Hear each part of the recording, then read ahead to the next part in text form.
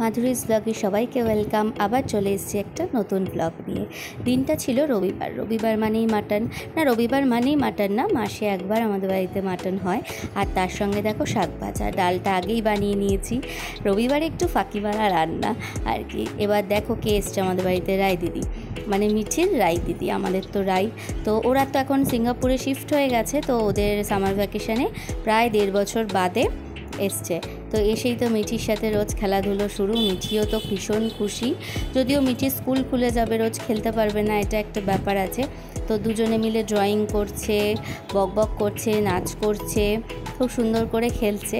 যাই হোক, রায় দিদি চলে গেলে আবার মিঠি একটু একা একা লাগবে, রায় দিদিরও ওখানে একা একা লাগে হয়তো। তো যাই হোক, দুজনে মিলে এনজয় করছে খুব, দেখতেই পাচ্ছ সেটা।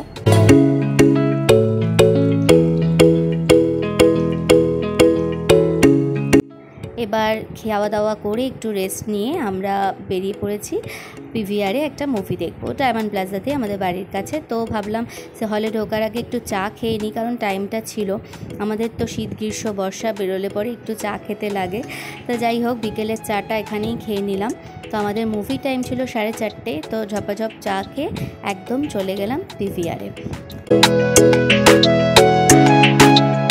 তো চলে এসেছি পিভিআরে, একদম ভেতরে ঢুকে গেছি। টিকিট তো অনলাইনেই কাটা ছিল। আর আমি তো আমরা দুজনেই ভাত খেয়ে বেরিয়েছি। আমরা এসেছিলাম বাংলা মুভি দেখতে, অনির্বাণের অথৈ, অনির্বাণ, অর্ণ আর সোহিনী। যেদিন থেকে ট্রেলার দেখেছি ভীষণই দেখার ইচ্ছে ছিল। কুলীন ব্রাহ্মণ সন্তান, আর এই খেলাটা আমি খেলবো ওর সাথে।